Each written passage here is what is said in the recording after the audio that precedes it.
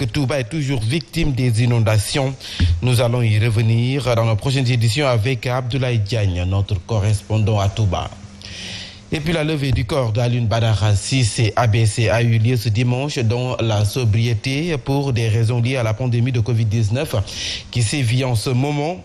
À l'hôpital principal de Dakar, parents et proches ont répondu présents.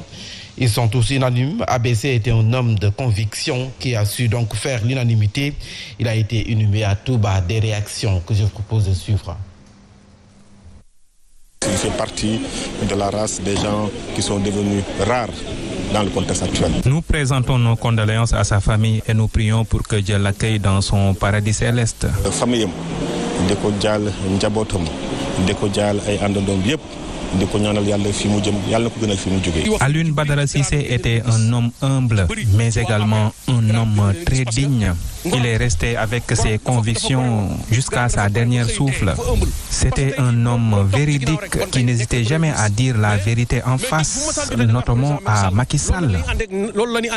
C'est un homme qui a occupé beaucoup de postes de responsabilité, du magistère de Wade jusqu'à Macky Sall. Un homme qui a fait l'unanimité, tant du côté du pouvoir comme de l'opposition. C'est un homme exemplaire, un homme qui n'hésitait jamais à cracher ses vérités. Nous prions pour le repos éternel de son âme. Position boo mënta occuper ci Sénégal wala daraja boo mënta am ragalul taxaw wax la.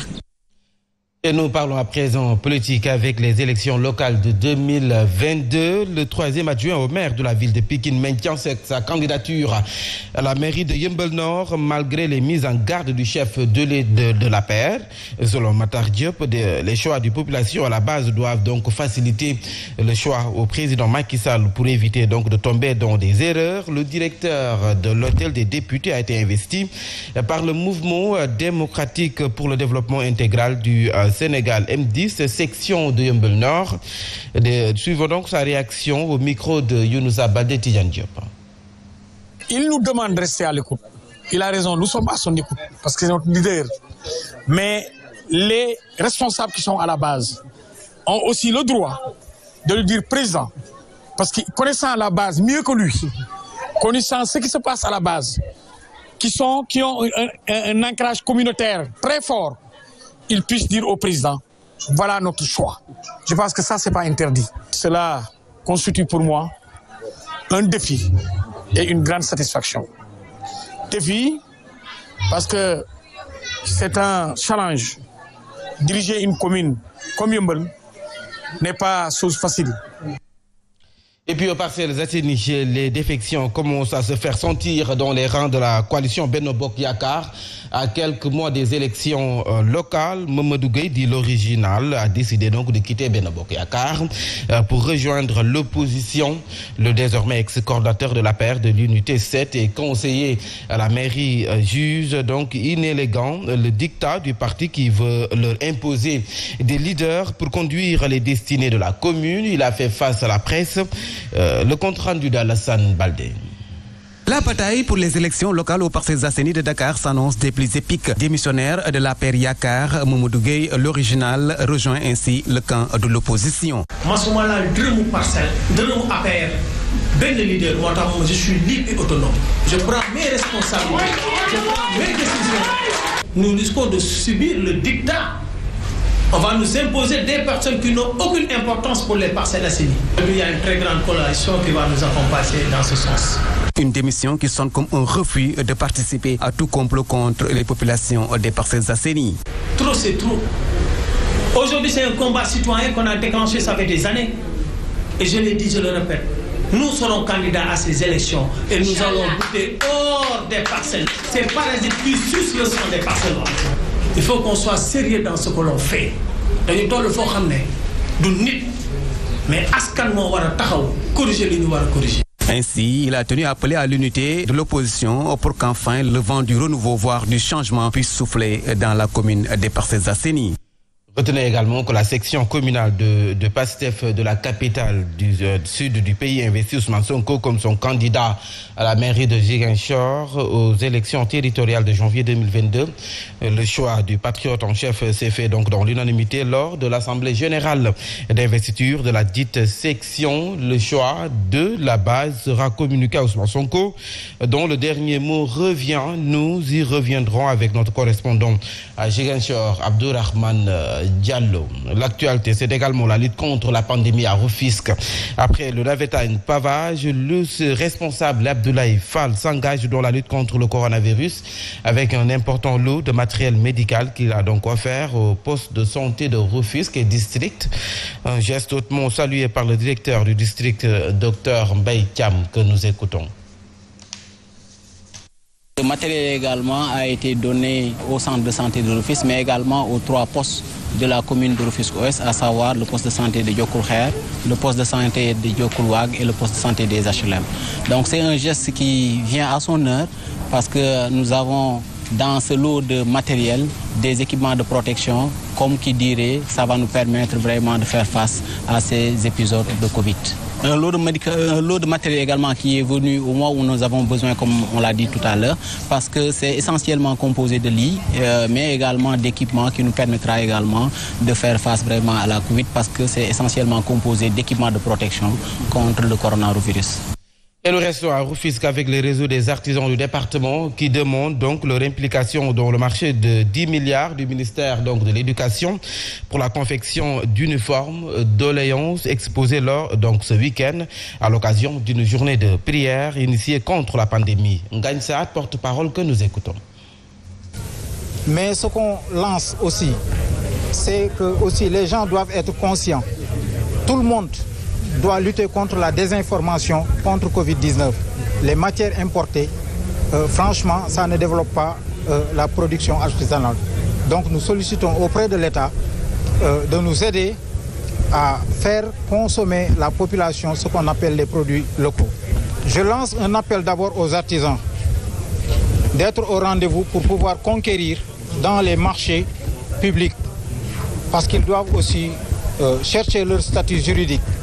Mais aussi, je lance un appel à l'État pour que cette distribution de confection de tenues soit une distribution transparente, que ça ne soit pas une distribution politique.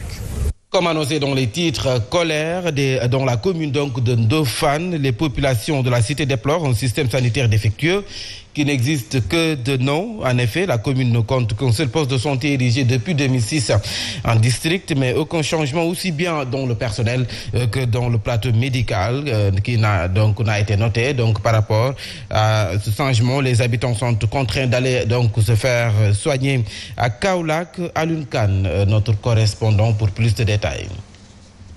Le responsable des jeunes de PASTEF section Ndofane déplore la posture du maire de la localité qui consiste selon lui à ne se présenter dans la zone que durant la période électorale. Résultat, Ndofane est resté dans son état de recul socio-économique depuis plus d'une dizaine d'années. Maïsandaou. C'est l'ancien poste de santé qu'on a colmaté de gauche à droite, des bâtiments à gauche, des petites chambres à gauche à droite, qui est érigé en district. C'est inacceptable. C'est inacceptable. Regardez le marché, allez-y voir le marché de Ndofane. Ce qui s'y passe, c'est plus que désolant. Et regardez ce qui se passe aussi du politique de la jeunesse. Récemment, le maire, il a expulsé les étudiants ndofanois qui logeaient dans un appartement depuis 2009.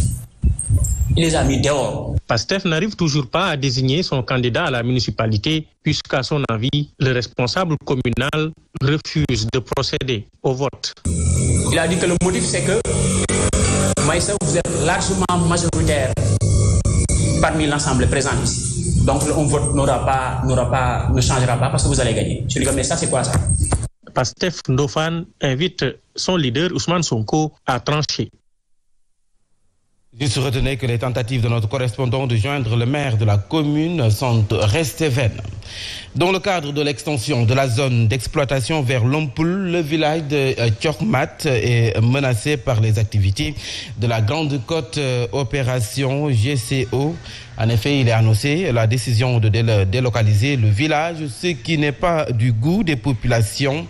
Elles ont d'ailleurs fait face à la presse pour dire non. Maoudaba, porte-parole que nous écoutons. Les villageois souffrent à cause du CCO. Nous refuserons de déplacer notre village pour aller ailleurs. Vraiment, ça devient compliqué. Tchokmat est notre fierté. Tchokmat est notre fierté. C'est dans ce village vivons nos grands-pères. Nous n'accepterons pas le déplacement de notre village de Tchokmat. Non, nous ne sommes pas d'accord. Nous ne sommes pas d'accord. Parce que ça ne suffit pas. C'est ici notre fierté. Nous n'irons nulle part. Nous n'irons nulle part. S'ils veulent, ils viendront creuser des tombes ici pour nous enterrer là-bas. Nous appelons le président de la République de venir le plus rapidement possible à régler notre situation. À présent, cap sur Diass, dans cette commune, l'approvisionnement en eau potable pose problème dans plusieurs localités donc de la ville. Des villages peuvent rester des jours sans avoir le liquide précieux. Le président du groupe Solutions déplore cette situation et invite les autorités municipales à assister les populations. Le reportage de Alioune Badara Sonko. L'accès à l'eau potable reste toujours une problématique dans plusieurs localités de la commune de Diass. Nous vivons ici une situation difficile liée donc au problème de l'accès à l'eau potable. Parce que depuis un certain temps, dans la commune de Diass, le principal souci des populations, c'est l'approvisionnement en eau. Le groupe Solutions en visite de terrain s'en offusque et impute la responsabilité à la municipalité qui n'a fait aucun effort pour soulager les populations. C'est vraiment déplorable de voir des femmes qui se lèvent très tôt le matin pour aller chercher de l'eau potable. C'est une situation qui existe pratiquement dans toutes les localités de la commune de Diass et c'est vraiment anormal. Il y a la mairie qui est là et qui ne réagit pas face à cette situation des populations qui vivent dans le désarroi. À